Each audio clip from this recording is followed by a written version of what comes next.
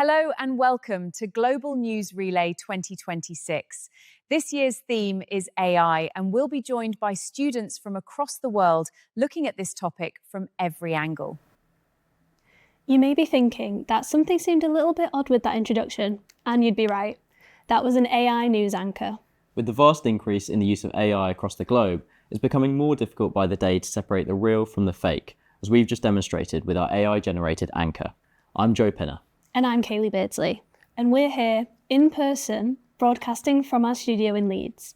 In this programme, we'll be addressing worldwide concerns spanning 12 time zones about artificial intelligence, as well as considering its benefits across a variety of industries. We head across the Atlantic to the University of Alabama in America, to Alliance University in Bangalore in India, as well as covering a variety of regional stories in the UK, from both Leeds Trinity and Coventry universities. In today's show, police forces in Alabama have been using AI-powered drones to assist with their investigations, hoping that advancements in the technology will help to reduce criminal activity in the state.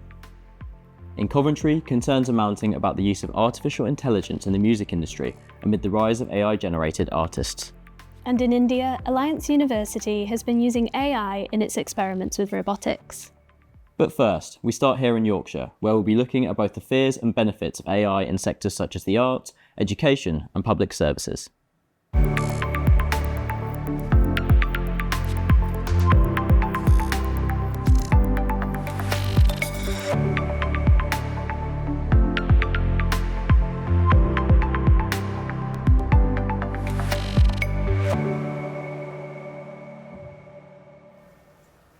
Hello and welcome to Global News Relay. I'm Joshua Vickers. And I'm Hannah de Villiers. On this programme we'll be covering a range of stories from the world of AI and how it's being used across Yorkshire. We'll be taking a look at how Barnsley has become the first tech town in the UK, how police forces across the country have begun to use it to tackle crime and antisocial behaviour, as well as exploring its role in arts and culture.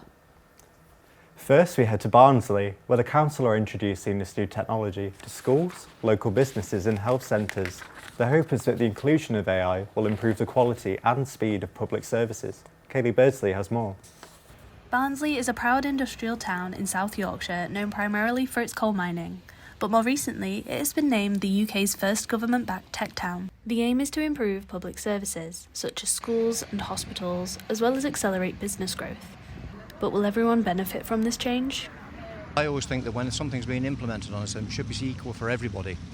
If AI is going to be implemented into things, then people have to understand what the technology is in the first place. You're going to have a generation that doesn't understand it and going to get left behind in everything that happens. If AI is going to take over and it's implemented by authorities, it's not something that you can choose over. It's something that will happen because it's been implemented on you. It's here today and gone tomorrow in 6 months' time. So it's a question of just, especially the older generation, being able to keep up with such things.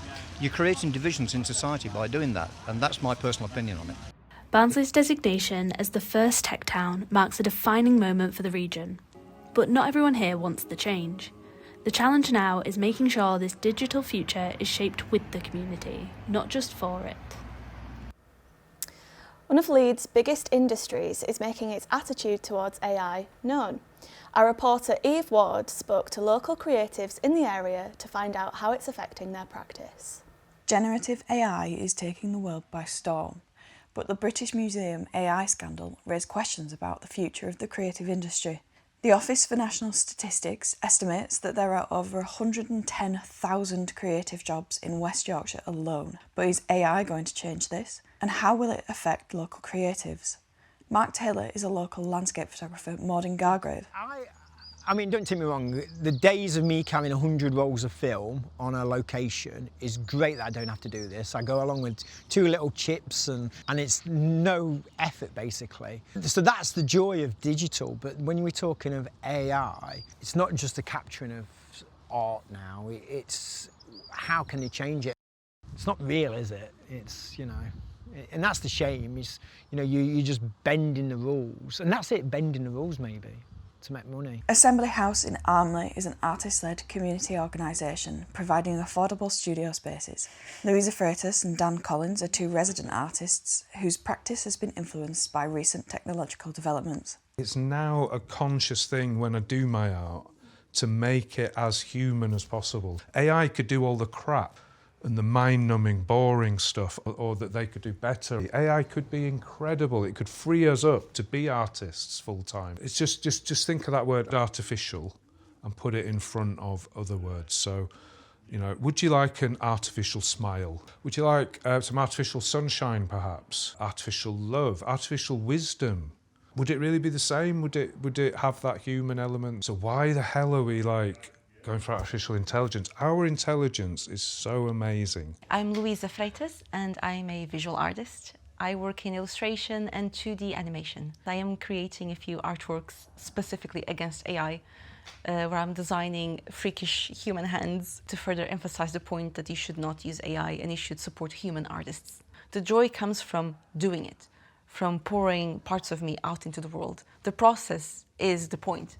It's bizarre, the sheer amount of job opportunities targeted to artists to create all sorts of traditional artwork to feed an AI algorithm. There are hundreds of companies paying you for you to put yourself out of your job. I predicted in the future many artists won't have as many commissions because companies that don't care about their product. Everything else has a reason for being and has a need for it, but AI, it's a waste of time and resources for everyone. Leeds is already a hub for TV production companies. It now boasts a Channel 4 headquarters alongside the pre-existing BBC and ITV. Joe Maris lives in Yorkshire and has been a freelance scriptwriter for local soap opera Emmerdale for almost a decade. It's a worry, I suppose, if you're a scriptwriter, to think that you could potentially put information into a machine or a software program and it could come back with something, and that would worry me to think, oh my God, is that going to one day replace us lot? How it'll affect us creatively? My honest answer, I don't know. I'm hoping it'll be more of a benefit than a disadvantage, but I think I'm probably being optimistic. The future of the creative industry hangs in the balance. Will people always have a place in art? Only time will tell. Eve Ward, Yorkshire Voice. Live facial recognition is coming to Leeds. West Yorkshire Police have announced that 2 vans, both equipped with facial recognition cameras, are to be deployed in the city centre. Joe Pinner has more. It was piloted in London and now it's being rolled out across West Yorkshire. Police say live facial recognition is vital to catching criminals on the streets and to locate missing people. But civil liberties campaigners say the technology violates basic rights to privacy. I think people in West Yorkshire should be very worried about the rollout of facial recognition, and that's because facial recognition technology is taking incredibly sensitive information as you go about your daily life. So when you walk by a facial recognition camera, it's taking information that's as sensitive as your fingerprints or your DNA. And you can't imagine a situation in which the police would just take that information when you're not suspected of any wrongdoing. So what it's doing is turning the presumption of innocence on its head, because it's treating every single person who walks by as a suspect by default. From a crime detection and prevention perspective, it's a fantastic tool. You know, not only does it give you facial recognition of people that will be already wanted for offences that are outstanding, but it can also give you an intelligence database of faces, and then should they pop up in the future, you can compare one to the other, a bit like a fingerprint database. There will now be a public consultation as the technology is introduced across the region. The question for residents, is this Big Brother watching you, or the police keeping you safe? Joe Pinner, Yorkshire Voice. Now, while AI facial recognition may be helpful to police, for journalists, facial distortion can be a useful way of preserving source confidentiality. Protecting interviewees is a big part of journalistic integrity, and maintaining your sources' trust is highly important. Filmmaker Carla Wright is with us to talk about how AI can be a useful tool to anonymise sources. Hi Carla. Hi. So could you tell us if you've used AI in your productions and how? Yeah, so I've used AI in documentary making where the contributor wants to remain anonymous and in some cases legally might need to be anonymous. And I think it's quite a good way to use AI, because actually what you can do with face swap technology is you can maintain the expression and the emotion of your interview, viewee in a way that you can't if you were to say film them from behind or in front of a window or whatever the other alternatives might be. So while I think you need to be careful in terms of the framework that you use AI and you need to make sure that you maintain your integrity, there are some cases where it gives people a voice and puts the emotion behind that voice that you could otherwise lose. Yeah, a lot of people would say that AI has no place in journalism. What would you say some of the benefits are of having it, broadly speaking? I don't. Further than that, I'm not sure that there are. That I think you've got to be very careful, and that there are lots of reasons why. You know, there's ways you can use AI, for instance, to distort what people are saying or to change what they're saying. And I think you need to be very careful if you're looking at going down those roads. But yeah, the anonymisation would be the kind of key benefit to me. Right. So on that, how do you make sure that you kind of use AI ethically in your work? Well, I think I would only use it for that purpose personally. Right. You know, many people, you could use it for proposal writing, you can use it for scripting and things like that. And I don't know, you know, there's different lines in terms of the ethics on that, but I think, yeah, to me, that singular purpose is something that I feel personally comfortable with, and that makes sense to me. Great, thank you so much for being with us today. So on that, have you ever wondered how AI is generated? Behind the scenes, huge data centres packed with powerful computers run the systems that power today's digital services in AI. And now, a new data centre could be coming to the Drax power station site near Selby. Our reporter Rebecca Swales has more. As you can see, I'm outside Drax power station, and this is the UK's biggest carbon emitter. However, with the UK government's AI Opportunity Action Plan, what will the consequences be not only for Selby, but for the wider UK environment? The UK government says AI is now a key driver of economic strength and hard power, and it brings major opportunities. The UK government have subjected a £2 billion investment, and the site could be up and running by 2027. However, no planning application has been submitted yet. Drax Group plans to build a 100 megawatt data centre to support AI growth, prompting a debate about balancing AI expansion with climate targets. I spoke to Mary from Drax about what concerns they have. I think AI is a tool, like many other tools we have in our society. There may be some uses for it. It's very concerning for all of us who live across Yorkshire to see that this is the direction that Drax is heading in and that this is being supported by our combined authority in North Yorkshire. It's absurd. We desperately need to be moving away from dirty energy, and if we're building data centres, we need to be thinking about why we're doing that, if there's actual social good from that, how they're being powered, the impacts on water. With around 500 data centres already operating in the UK, the rapid growth of artificial intelligence is raising environmental concerns. These facilities use large amounts of water and electricity, often powered by fossil fuels, producing electronic waste. The International Energy Agency says that a single request to ChatGPT can use around 10 times more electricity than a Google search. As AI demand grows, questions remain over how the UK will balance innovation with its net zero climate goals. The use of AI to spread misinformation is becoming more and more common.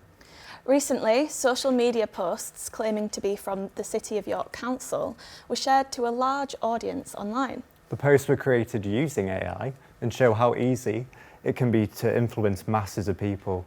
Barney Nightingale reports. Recently, fake social media posts claiming to be from York City Council were viewed by hundreds of thousands of people online. The material was created using AI and shows that the spread of misinformation has been made possible by the fast-developing technology.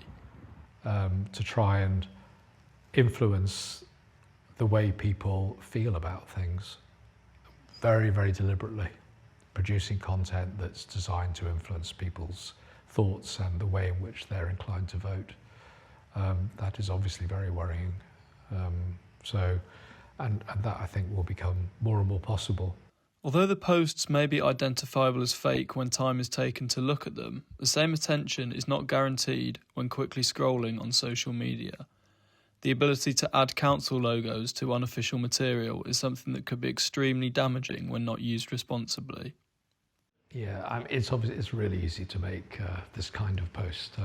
You just have to give a description of the image you want, and you've got it.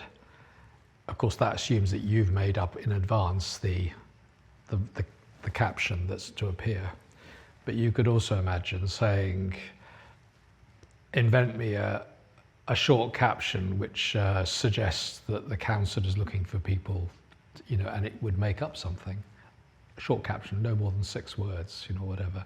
And you can imagine it doing that too. Although City of York Council have said the posts are nothing to do with them, it is very difficult to reach every person that has seen a viral post, showing how powerful this easily accessible technology is. And finally, bored of having your shopping delivered by a human? Why not try a 6-wheeled robot? A new incentive in North Leeds is using these robots to do just that. Azalea Anisco has more. Would you let a robot do your shopping? Now, in the north of Leeds, customers are enjoying getting shopping delivered to their door by a robot. I think the AI delivery shopping is very good. I think it's good for people that can't get it in the house. I've used it before when I've been ill and I couldn't go out the house, so I found it really good. And good thing about it, you can order your items and it gets delivered in the day and the night. It's also good because it doesn't get stuck in traffic. So if you had a driver, it could be very busy and the driver will get stuck in traffic, but with the AI robot, you don't really get in traffic. So the big question is, would you let a robot deliver your shopping? I'm Azalea Anisco, back to the studio. Thank you for joining us. That's all we have time for the Yorkshire portion of the show. From all of us at Leeds Trinity University, we really appreciate you tuning in. Goodbye. Goodbye.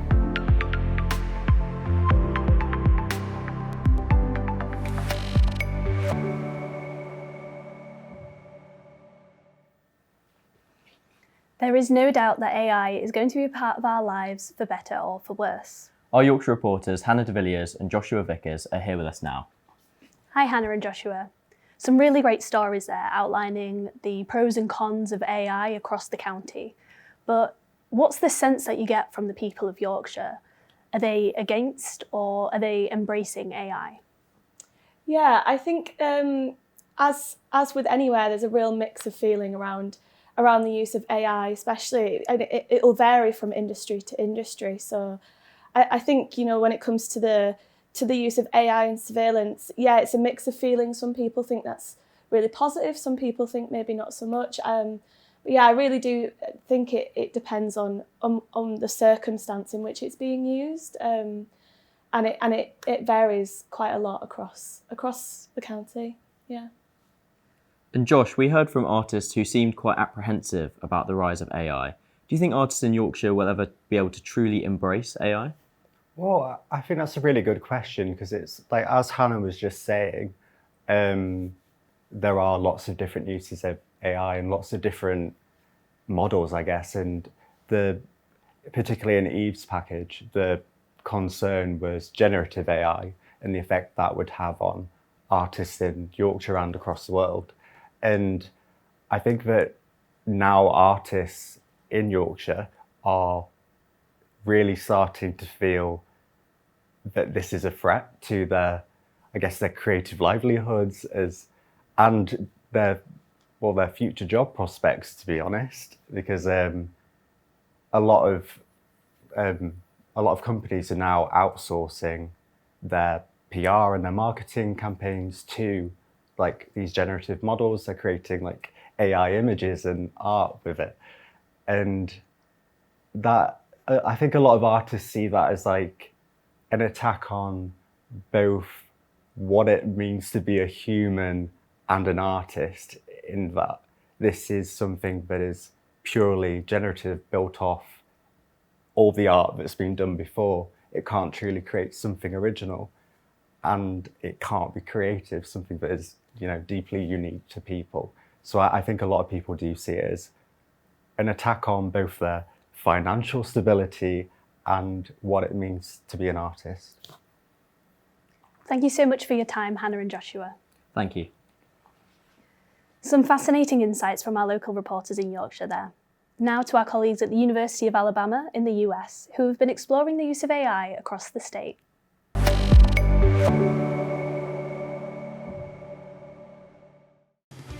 Straight ahead on the University of Alabama's Global News Relay.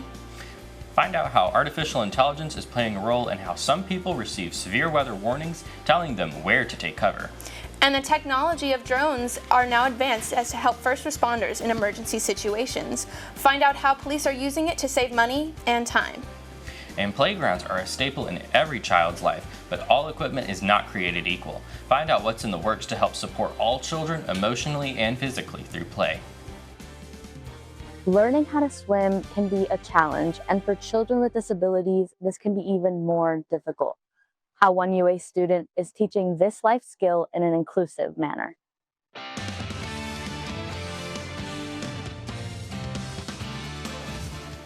Welcome to the WVUA 23 studios at the University of Alabama and our segment for the Global News Relay. I'm John Underwood.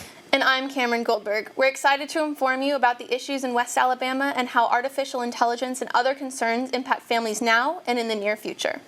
With any new advancement in technology, whether it's AI software or hardware, there's always a first. The first time it comes out of the box, the first time it's powered on, and yes, the first time it's used somewhere. A new tech program at Tuscaloosa's police certainly had all that, but the program itself represents a first, too. Anthony Montalto joins us live in the studio on more on how this is used in our area. Anthony? That's right, guys. With advances in AI and drones, some thought seeing drones as first responders was years away. Officers, though, they say that the new strategies are already paying off. Jump over to the fish eye real quick. Now you see it. Now you don't. In the beginning, they kind of wondered about it. They were a little unsure because it was the unknown. What was once a new gadget, now a regular tool at the Tuscaloosa Police Department. The usefulness of it has become very apparent. Welcome to policing in 2026. Welcome to Steve Zark's team. We can be at a scene or an incident within under 3 minutes, and we have the ability to live stream or give them the view of the drone so they know what they're going into. Plenty of police departments have drone units, but Tuscaloosa is one of the first in the nation, the first in the state to use the technology as a first responder. The drones are eyes in the sky before boots hit the ground. Once we started our beta programs with it, we realized the importance of it, and then so we have the largest DFR program in the state. So this program cost the city of Tuscaloosa more than $1 million, but Steve Zark, he says it's already paid for itself because it saves officers time, saves them money on gas bills, and keeps the city from having to outsource mapping projects. I've used it to help locate missing elderly people. I've used it to help locate runaway children. And I might be hovering over your house, but that don't mean I'm looking at you. I'm actually hovering over a tree that's close to your house, but I'm looking at something else that's down the wood line away from you. That versatility has other police departments visiting the drones in droves. They come for one reason, to see what the drone is doing for the police department, and then we show them what it's doing for the entire city. And with a year under the program's belt, Zark hopes the program's success will continue. My career, I've got to help a lot of people, and I was there, I was able to make a difference, and now I can help serve so many more people. Another successful mission, now part of an even bigger story.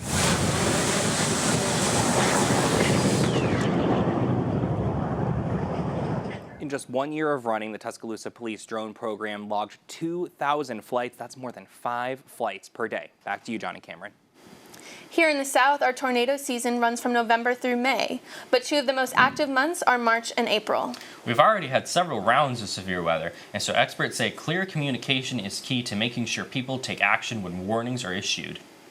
The National Weather Service is constantly looking at how to improve messaging. They've tested social media messaging, graphics, and phone notifications to find better ways to include multiple demographics and nationalities in the conversation.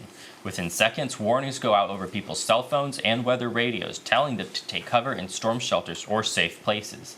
The agency is now using AI to translate warnings into other languages. We're starting to use AI a little bit in just kind of organizing some of our internal content and whatnot. It's not full-blown use at our office. I know there is some AI being used in modeling, for example. While AI is still in consideration for other uses to help in warning systems, the NWS and other researchers say their biggest concern is that people don't react to warnings because they're not paying attention. They advise staying connected through as many platforms as you can. Here in Tuscaloosa, some renters are concerned about the role of technology in their safety, and specifically in-app-based key entry systems. The fact that some apps are not fail-safe has raised concerns for some students in Tuscaloosa who want to ensure their safety and know what system to trust.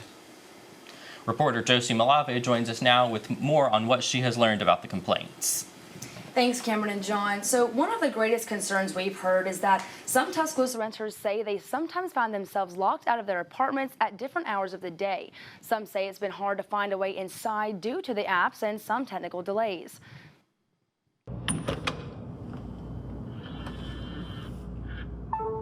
That beep, the sound of a keypad working as designed, is something some Tuscaloosa renters say is missing when app-based entry systems don't work the way they're designed.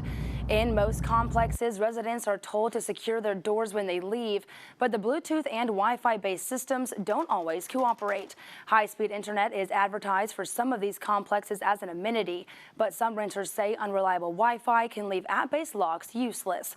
Our reporting shows that at least 7 student housing complexes offer app-based key access as part of their entry systems. Some say they aren't confident they'll work. We used to have physical keys, and I felt a little more secure knowing no one else can have my key, but then they switched to the electronic keys, and now we have doors, that stay propped open. We have some that, don't unlock even though you have the key for it on your phone. And like my front door, I have to use backup access because my original access that the apartment gives you with a PIN has never worked in the 2 years I've lived here. We reached out to several companies responsible for installing and servicing these digital entry systems, but none responded to our request for comment. So Josie, you've spoken to a few Tuscaloosa renters. Sorry. So sorry. Did they get any of their locks fixed? Unfortunately, so far, according to those that I've spoken to, they haven't reported back that any of these locks have been fixed, and a lot of people say that it's time to go back to the original keys. I agree. That's a really scary situation. Thanks, guys. Turning to another issue for children newborn to 18 years old in our state, thousands of them are currently in foster care, but experts say there are not enough homeowners or caseworkers to support them. Reporter Sarah Murph joins us live in the studio to explain more on the shortage and how it's affecting children and how they're asking for help. Sarah?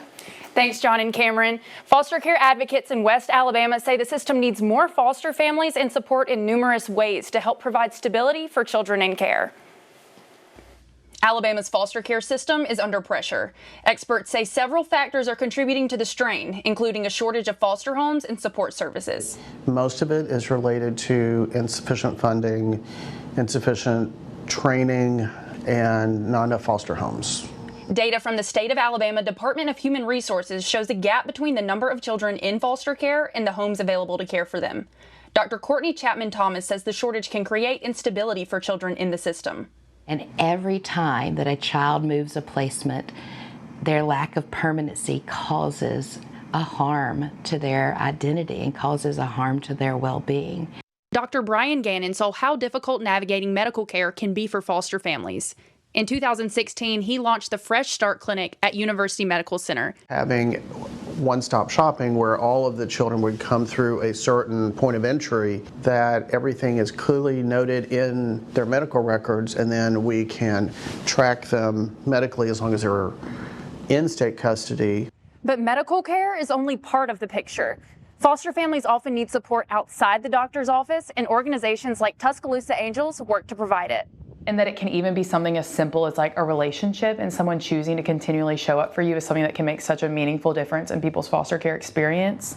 One of the organization's largest efforts is the Love Box program. For a year, they commit to walking alongside them and helping them with practical needs, emotional needs, just overall support in the hopes that foster homes will keep their doors open. Advocates say support like this can make a lasting difference. And communities must wrap themselves around foster care. I deeply believe there's no such thing as someone else's child. For foster parents, that support can lead to moments that make the challenges worth it. One day I was driving and we had two little loves in the back seat, and one was like, hey mama, I have these special dots on my hand. And I said, yeah buddy, you do. He goes, I think this is where the angel kissed me to tell me it'd be okay, that I'd get to you one day. It's moments like that where foster parents say they realize the support and stability can make a lasting difference. They want to reassure them someone is showing up who cares. Advocates say community involvement is key, whether people volunteer, donate supplies, or open their homes as a foster parent. Back to you, John and Cameron. The city of Tuscaloosa reached a settlement with Alabama's Department of Environmental Management and local environmentalists to help upgrade the city's sewage system. This comes after what environmentalists call a chronic spillage into local waters from an antiquated sewage system. Ian Schwartz joins us live with more on what is next for the city. Ian? After a 2-year legal battle with the city and state and decades of documentation of violations, environmentalists are looking ahead to improvements in the future. The lawsuit documented over 42 million gallons of sewage that overflowed around the city of Tuscaloosa between 2018 to 2023. The suit also documents collections of groundwater samples that indicated high amounts of E. coli and other dangerous materials and chemicals. Local environmentalist John Wathen says the growth of the city is one of the reasons for the impact on the system. You know, some of these lines were built many, many years ago when it was just a sprawling neighborhood, and now you've got condominiums, you've got hotels, you've got chain stores, you've got all this stuff dumping into the same line that used to just service a neighborhood. The settlement to the lawsuit requires the city to upgrade different lift stations, as well as upgrading what is known as the Mercedes line. Both the Black Warrior Riverkeeper and Friends of Hurricane Creek encourage volunteers to invest in the future of their waterways when they host river cleanup days. If you are interested in taking part, you can follow both groups on social media. John and Cameron? Now to the issue of playgrounds in our community. Playgrounds are required by federal law to have accessible routes so all children can play on the park's equipment. Fully inclusive parks are a rare find in Tuscaloosa, but at Sokol Park, there's equipment where all children can play. The Tuscaloosa community built Mason's Place in 2014. The level ground for open play areas and specialized equipment are just a few considerations park builders have to consider for inclusive play and the accessibility to meet federal guidelines. This was a dream for many parents of more to come, but they're still waiting and wanting. I think so many times people, and I don't like this attitude, but they think, well, why should we make such big changes for such a small segment of our population? But that's not really the case when you think about how many people use accessibility features that aren't dealing with a disability. There are only about 1,300 accessible parks according to Playgrounds for Everyone, which is a national guide to the playgrounds in the U.S. To find out more of what the Hank Poor Foundation is doing to support more inclusive playgrounds in the state and people with disability challenges, go to the hankpoorfoundation.org website. Children with cognitive or learning or physical disabilities sometimes face an extra layer of difficulty when learning a new skill. One University of Alabama student athlete understood the challenges and decided she wanted to help local children through their families through adaptive swim lessons. Reporter Mary Lou Lepez joins to tell us about the foundation that was created to help children learn a new skill. John and Cameron, Sydney Blackhurst swims breaststroke for UA during swim meets and helps one-on-one with individuals in a community pool after her classes and practices. When Jaden Swanson jumps in the pool, the 10-year-old says it's not always fun. Kind of scary, but now that I'm used to it, I think it's good. Jaden's fear of swimming is put to the test now every week at his one-on-one swim lessons. Putting my face under the water, even though it's scary. Sydney Blackhurst is a junior studying finance who is also on the University of Alabama swim and dive team. She created the Beyond Barrier Swim Foundation to help children with disabilities. It honestly can bring tears to my eyes. It makes my heart so incredibly happy that it's something meaningful and it's something that is actually genuinely helping the kids. Sydney Blackhurst grew up competing and jumping off platforms like these. But her motivation comes from her own challenges. She fought a chronic illness during her teen years that changed her life. I got to a point where I was sleeping 18 hours a day. I couldn't even talk to my family because my brain was so tired. Through her passion for swim and her father's belief in her, she fought through her battle. I 1000% see myself in these kids, and I didn't really have anything like this. Now she's helping other families do the same for their children. To give hope and that power of believing in others to other people. And through swimming, because it's something that I love so much. The lessons are free and customized to each student. The volunteers donate their time and skills for the love of the children and the smiles which shine in the water. Definitely a life skill to be able to learn how to swim and be able to do that confidently. So that is a big deal for us. No matter the fear or skill level, Sydney believes every child should learn how to swim. I had some help, and then I was encouraged, which was good. Sydney and the other volunteers hope each week brings a new stroke of change for each child they support in the water. The Beyond Barrier Swim Foundation started in June 2025. They also currently have another location operating and helping families in Athens, Georgia. They plan to start another group in Tucson, Arizona in the near future. John and Cameron. Pickleball has exploded in popularity over the U.S. in the last few years. This pickleball craze is also changing Tuscaloosa. A new app is allowing Tuscaloosa pickleball players to stay connected on and off the court. The Pickle Spot, an app that has allowed users to connect with pickleball in Tuscaloosa. Users can find players, courts, statistics, and more. Users can also set skill level to find players similar to them. The app was built by local developers specifically for the Tuscaloosa community. For fast check-in, QR codes have been set up at each court in Tuscaloosa. The app released in 2025 and is still receiving updates. We hope you enjoyed learning about issues and solutions here in West Alabama. For the University of Alabama, I'm John Underwood. And I'm Cameron Goldberg. Thank you for watching.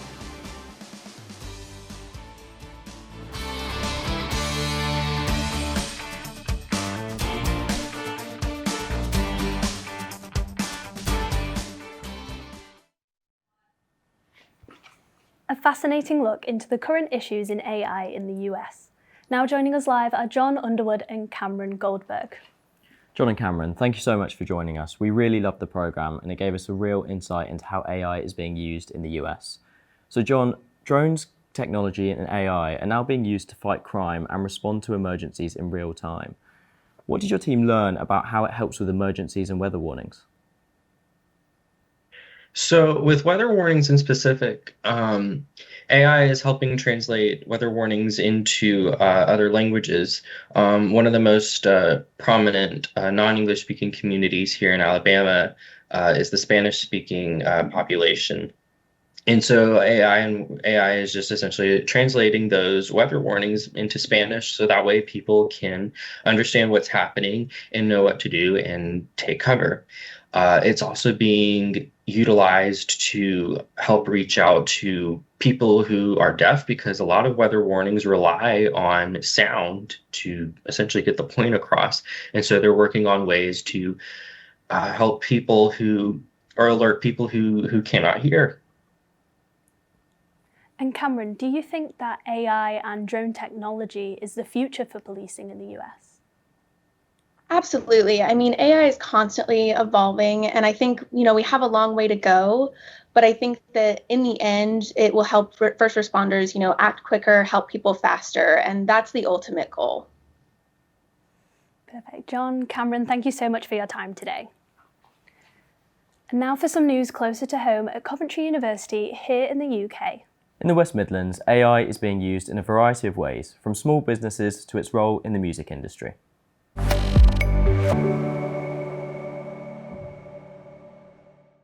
From Coventry University, I'm Jasmine. And I'm Connor. And we are reporting for the Global News Relay. In this segment, we explore how artificial intelligence is transforming various industries in and around Coventry. Coming up, we explore AI's effect on music, how it's changed the car, and its impacts on small businesses. AI is now fully integrated in bigger companies, creating a new disadvantage for smaller businesses who have a difficult time keeping up to date with the business giants. These small companies are now starting to choose between doing things as they were or jumping into the AI novelty. As the world starts embracing the possibilities AI can offer, it is up to businesses to decide whether to adapt or stick to their own ways. With multi-million companies such as Amazon, Google, and Microsoft have already committed to AI and machine learning, micro, small, and medium-sized businesses have yet to determine whether to offer a traditional or innovative approach to this matter. Small and medium businesses in the UK account for the 99.9% of the business population, therefore being an essential sector of the country's economy.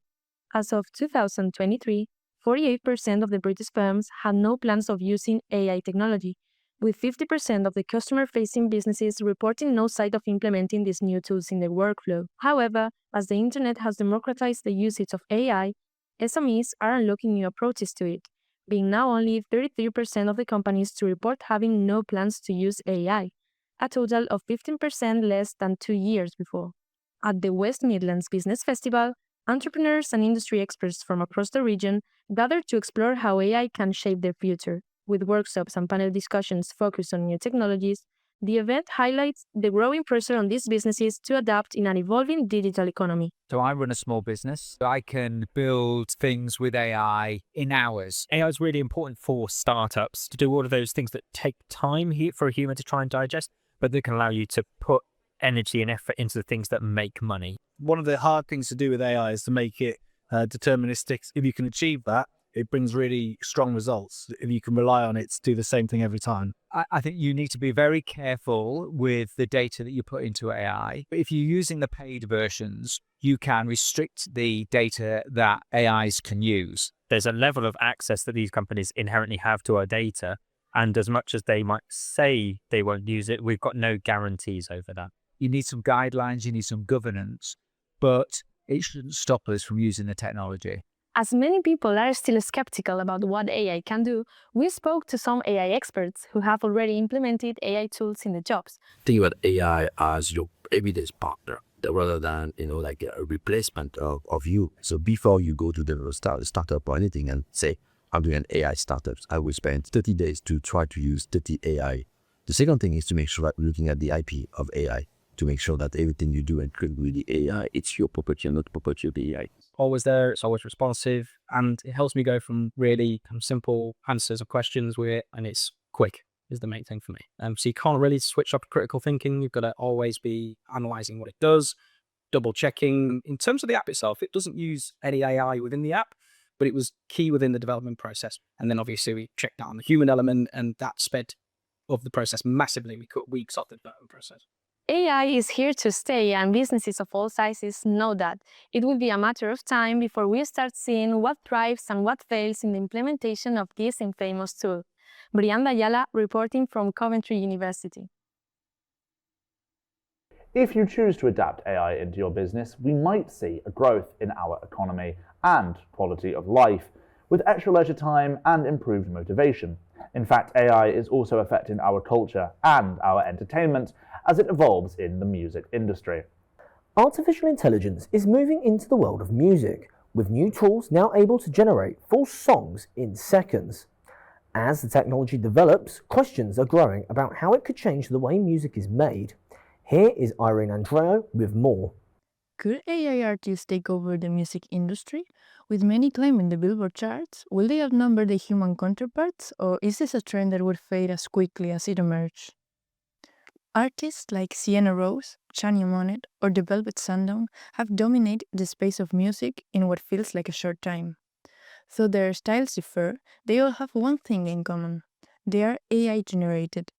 With celebrities endorsing the music to their audience of millions, is the artificial becoming our new normal? According to AlphaWise, 60% of people between 18 and 29 years old listen to around 3 hours of AI-generated music per week. But are the people in Coventry welcoming this change? If we can make some things easier, that's not a problem. If AI comes along, then it's just going to mess up the whole music industry. I don't know, it's not going to have the same kind of vibe and feel. I think that's like fabricated music. It's not original. As long as it's vibey, I'm listening to it any day. Well, creative arts is literally about being creative, and the robot can't really be creative. It's just missing that little bit of soul in it. Contributing writer for Music Groove and music enthusiast, Eula Riemann-Snyder shared the importance of heritage and identity for listeners to receive a song. I think it's crucial. I think it's super important. So the genres that we see, but also the evolution of those genres. You know, all generations are able to resonate with those genres in some way. They're able to see themselves within those genres, their identity, their heritage. It's all within the music. According to Deezer, 34% of the songs uploaded to its streaming service, about 50,000 per day, are AI generated. Dr. Rich Hall, specialist in music technology, talked about the impact of AI in the music industry. I think live music will always be there because people always have, and I think always will, and will increasingly move towards the sort of human experience. So whilst we might use AI for music creation and in lots of other aspects of life, I still think, physical, real experiences will always win out. At the moment, industry experts don't see AI taking over the music industry. Its reliance on an archive of popular discographies means that it will never truly replace human creativity. Irene Andreu, reporting from Coventry University. From the competitive world of music to the vicious competition of sport, AI has begun to change the game, and we want to see why and how this is happening. Our reporter Renee Brown talks about how AI is impacting football. In today's age, AI is constantly changing and evolving different aspects of our society.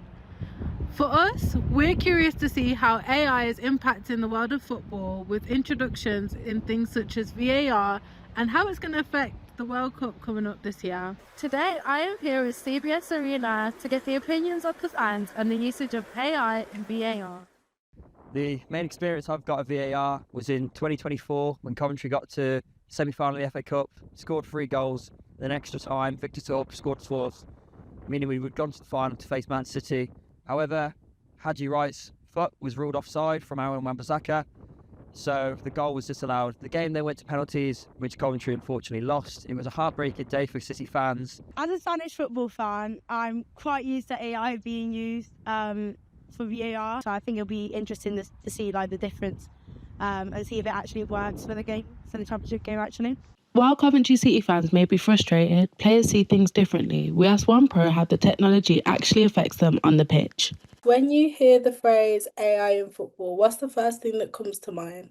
I'd say just the technology that's implemented in football now, starting with goal line technology, now it's VAR. Having AI becoming now so important in the game, do you feel like it's reducing almost the human aspect of the game?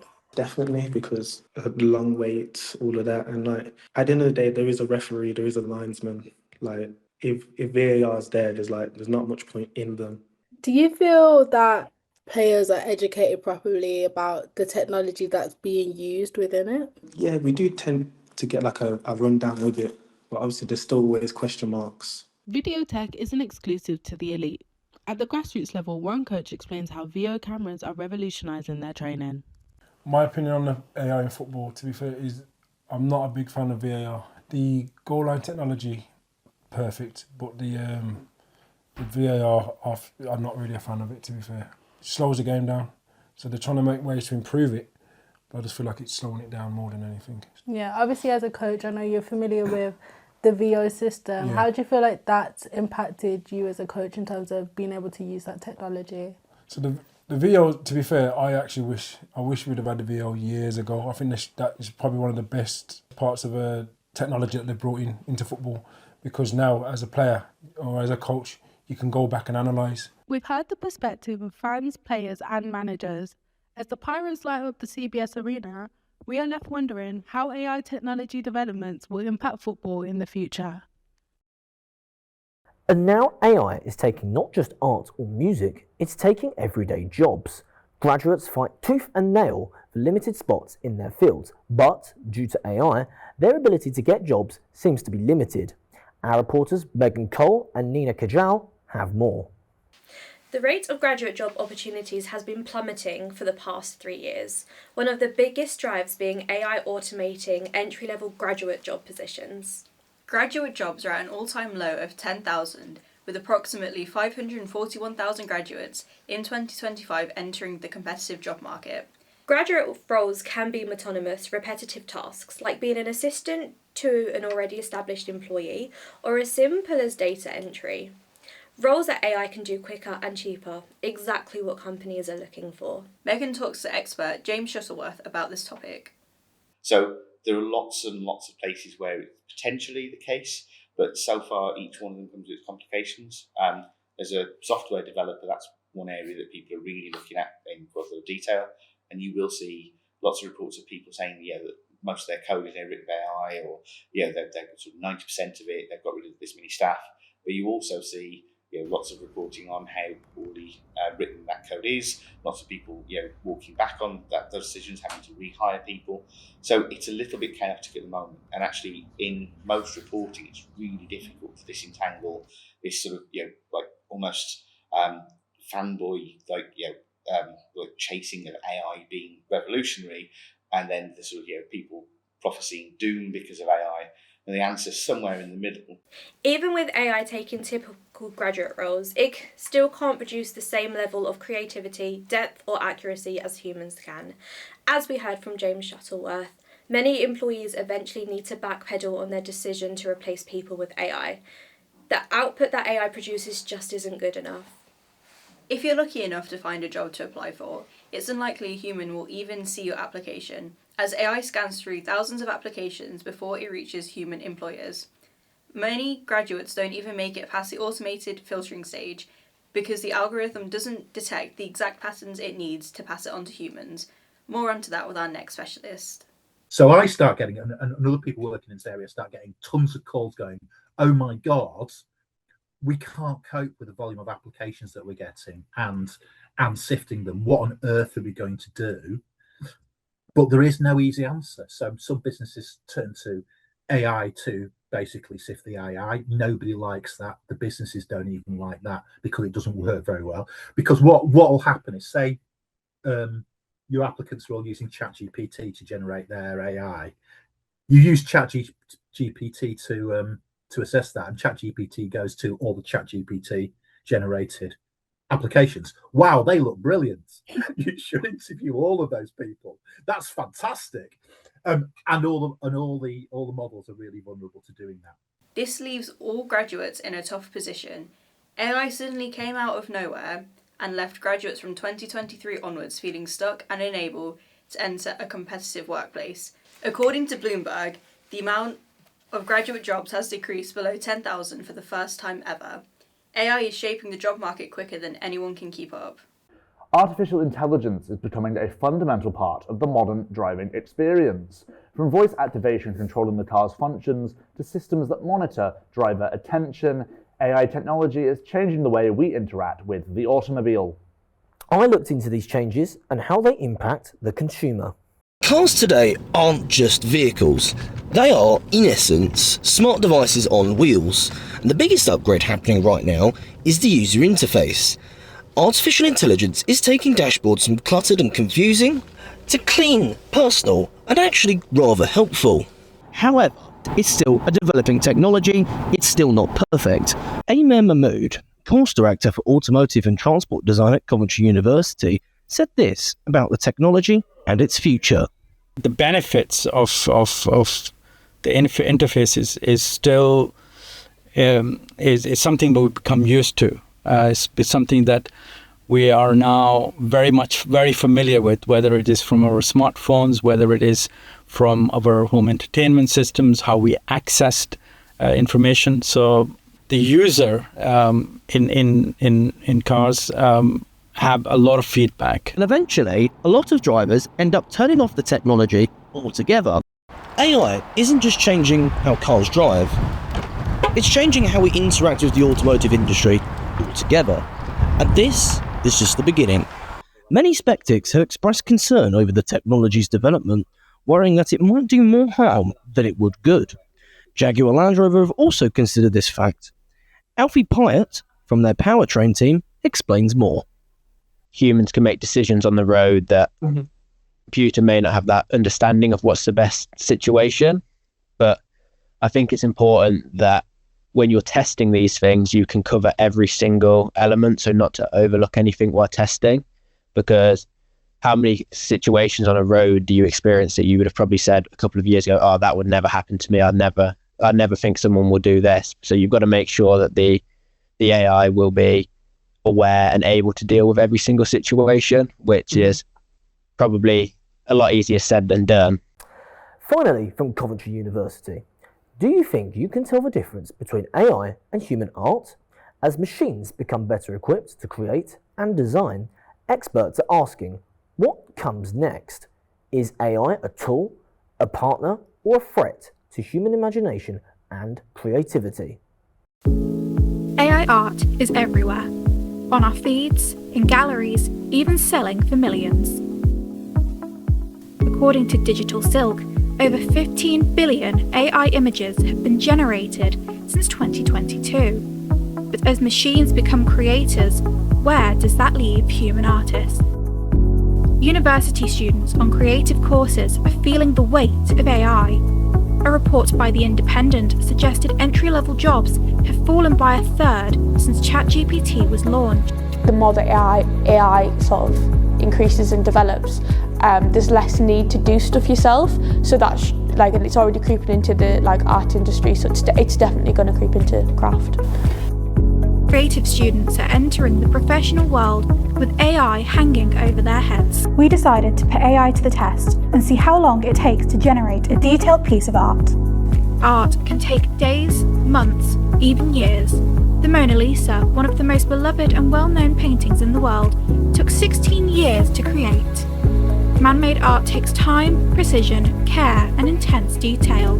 If AI can create pieces like this instantly, what happens to the human value of art? As AI technology grows more sophisticated, its role in the world of art also shifts from idea generation to participation. First of all, you're going to need to be able to do the prompts that are necessary in order to actually get the AI to do what you want it to do. You're still going to need to learn how to use computers. I don't think it will replace them fully. I still think you're going to need to focus perhaps more on coding or perhaps more on other things that will allow you to control the machine, because at the end of the day, AI is still a machine that you have to control. The prospect of AI becoming the norm in art is clearly frightening for some. But can there be anything positive to come out of this? Can AI actually benefit art? It needs to remain a tool, and I think the moment that it stops being a tool and people completely surrender to it, I think this is where the danger is. And I think it's the human touch that is that people respond to the most. And we're entering a time, I think, where people they want a little bit more authenticity. And it doesn't mean, I think, that necessarily that AI can't play a role within that, but we need to kind of tread the line of using it as a tool, but having something human produced at the end of it. These creatives are making their opinions about AI in art known. It's clear for most they feel it is actively threatening their livelihoods. But for some, it's becoming a useful and somewhat empowering tool. Will it remain assistive or overtake? Only time will tell where AI in art will lead next. As we can see, AI is affecting several industries across Coventry, ranging from business to the arts. As its popularity and functionality grows, Its lack of transparency raises ethical questions in its users. We wonder, will it continue to shape the future of our industries? But that's all we have today from Coventry University. Let's move on to another university next.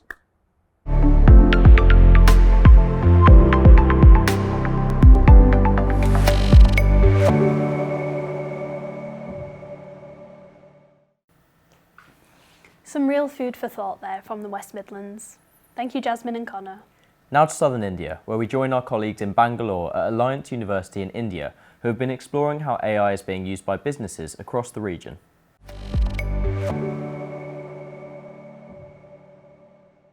Hello and welcome to the Alliance University segment of the Global News Relay. I am Ananya Madhukar. As artificial intelligence continues to reshape the world around us, we bring you a series of stories to explore its growing impact across multiple domains. As artificial intelligence continues to advance at an unprecedented pace, its integration into robotics is redefining how machines interact with the world around us. From industrial automation to intelligent decision-making systems, the scope of this technology is expanding rapidly. To gain deeper insight into these developments, our reporter Ashi brings you a conversation with Dr. Shamant Shanmuga Prasad from the Alliance School of Applied Engineering, a robotics expert with extensive experience across the industry and academia. Over to you, Ashi. Can you share some of the most impactful experiments or projects that you have conducted at the AI Center of Excellence at Alliance and how they demonstrate the practical integration of AI into robotics? Okay, we're going to be working on multi-domain integration. So basically, when you focus on robotics, it's going to be an integration of mechanical, computer science, electrical, electronics, a whole bunch of things, right? Now, where does this AI part come into picture? So AI is being mostly done on the software side of it, but in order to make that AI work, we need the hardware part. So right now we're focusing on few domains such as AMRs and AGVs, that is autonomous mobile robots and autonomous guided vehicles. We're trying to set up an in-house campus or like a hypercentric or location-specific autonomous system that can work only within our university. And then the other part, what we have is soft robots. So soft robots are nothing but highly flexible devices. So these are an alternative to traditional grippers that we have on our collaborative robots, that are the CRVs. So in case you, for example, you want to pick up an egg, right? So you can't use a normal, the gripper which has metal fingers or plastic fingers. The egg is going to crack. So imagine we have a very flexible device like this, and then we put this as a gripper, and this works on the concept of pneumatics. So this can bend according to the shape of the object. The one more such application that we focus is on software development and robot simulation. So before we put any concept into trial, that means into the hardware, we go to test it on the software. So that is where the robot operating system, or ROS, comes into picture. So what you've said so far about the robots and drones has been very impressive. Further, I'd like to ask you about the driverless buggies and how there's AI involved in that. Okay, so we are actually working on driverless buggies that is still at the infancy stage, but our proof of concept is kind of ready. So what we have done is we built a miniature AMR, that is an autonomous mobile robot. So this we're going to use a 2D LiDAR and also a 3D LiDAR to map this entire university. And a combination of photogrammetry data and also GPS data that we have from our Google satellites. A combination of all this is going to give us a very clear picture of what roads are and what the road humps are at the university. And also the vision system on board is able to calculate how many people are around it, or when to speed up and when to slow down, or if there are any road humps on the road, so it can gradually go over the road hump without tipping over. Thank you so much, sir, for sharing your insights with us. It was great speaking with you. Next, we turn our attention to the growing influence of artificial intelligence in data science and communication. From machine learning models to natural language processing, AI is redefining how we interpret and interact with information. Our reporter, Shiven Sharma, speaks with Uma Sadashivan, a respected name in the field of AI and data science, to explore how these technologies are being applied in real-world scenarios and what the future holds. Over to you, Shivain. You have to make the right use of the AI, and it depends on the problem-solving skills, along with rebrushing all your skills again and again. You have to. There is a constant learning in this process. How can bias be identified and mitigated in the training of large language model (LLMs), and what strategies do organizations really use to make sure that these models are fair, ethical, and unbiased? Okay.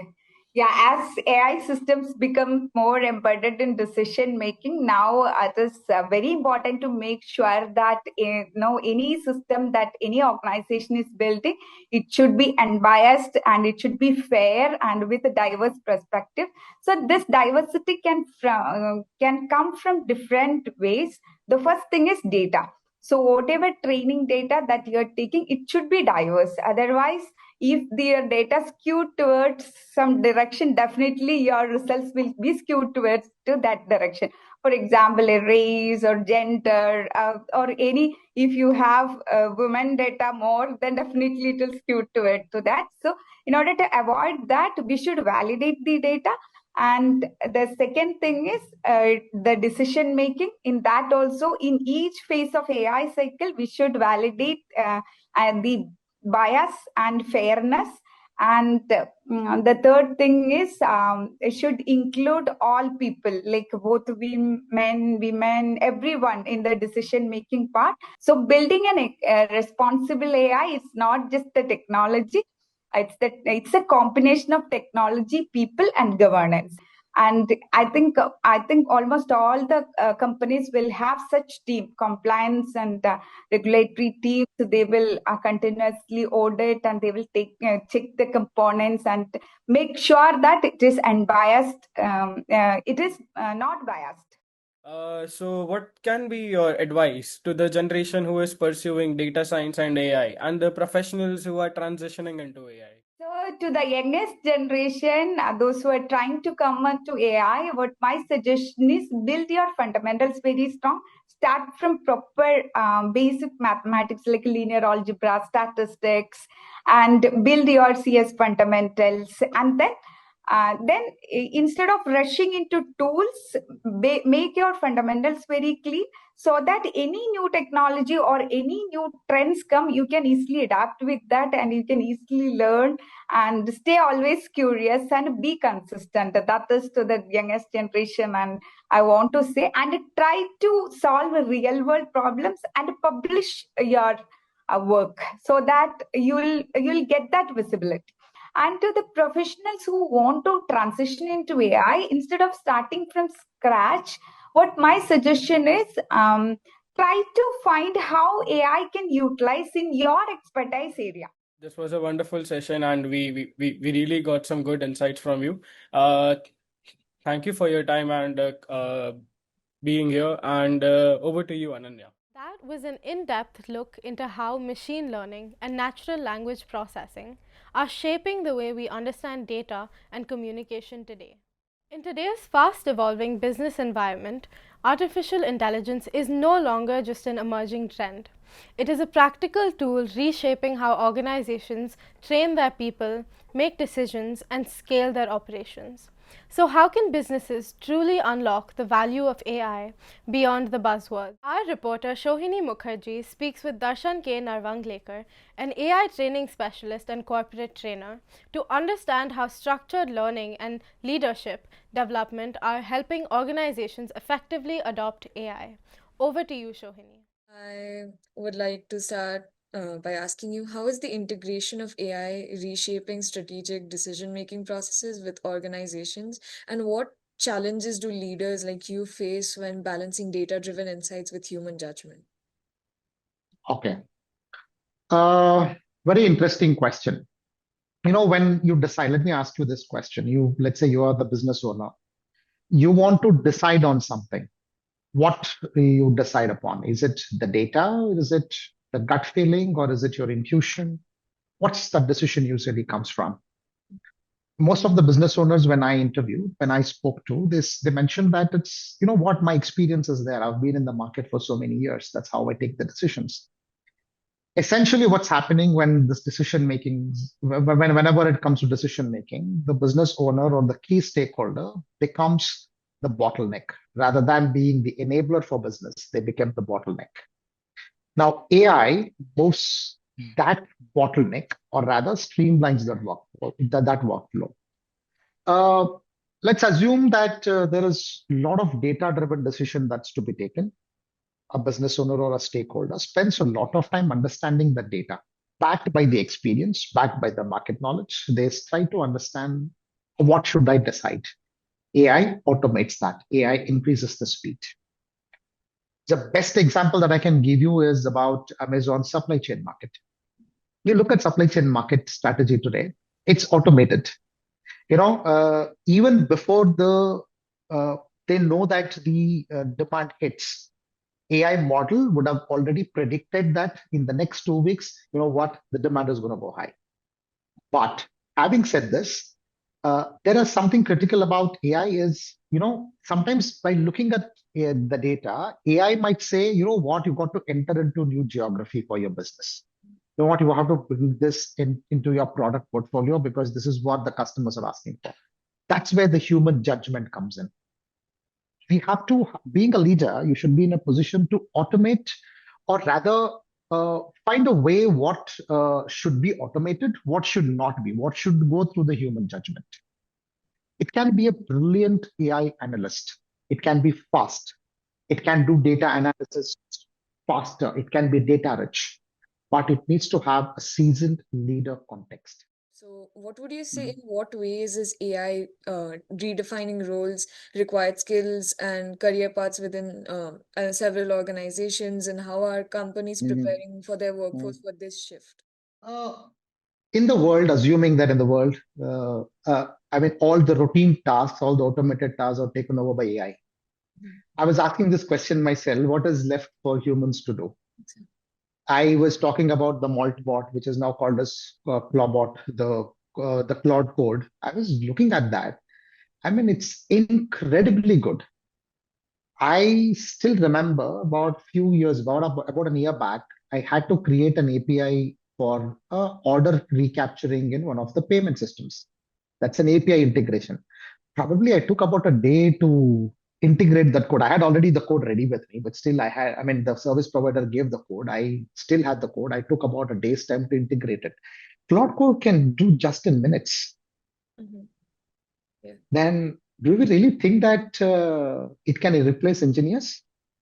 Yes, it can. It will. If at all we are not into the higher order of thinking. AI can tell you that, can fix the problem that you have already defined. But the definition of the problem cannot be created by AI. The problem definition, the identifying the problem, the framework of the problem, the stakeholder management, the ethical reasoning, and more of it is solutioning. AI can give you, what I need solution X, it can give you solution X, but it doesn't know how to create that solution X. It doesn't know that X is the solution for this. That solutioning is what the brilliant human minds would be focusing on. Let me give you one of the best examples. You know about JP Morgan, one of the legal entities, right? JP Morgan has a platform called Coin, COIN, Coin platform. Look at that Coin platform. It can parse through 400, what am I talking about? 400, 500 pages, probably about 1,000-page legal document in a matter of minutes, which takes typically months together for any lawyer or a paralegal to go through all those documents. It can just do it in minutes. Now, the skill shift is, do you really think that the paralegals will become redundant? I don't think so. The paralegal will go a step above. I go through the paralegal documents. I go through what the Coin platform gives me from JP Morgan. I write my own understanding out of it. For my legal advisor, for my lawyer or my legal partner, I have to give a summary of it. I have to write down the summary of it. I need to give them the talking points. This is what a paralegal will do. So human-centric skills like, empathy, communication, ethical judgment, this will take up the importance rather than the routine tasks itself. This perspective highlights how structured training and leadership play a crucial role in integrating AI into real-world business environments. To conclude, the stories we heard today reflect the remarkable impact that artificial intelligence is creating across our world. From robotics and data science to business and education, AI is transforming how we think, learn, and solve problems. It is enabling innovation, improving efficiency, and opening new possibilities across industries. As we move forward, the collaboration between humans and intelligent systems will continue to shape a smarter and more connected future. Thank you for joining us. This is Ananya Madhukar signing off.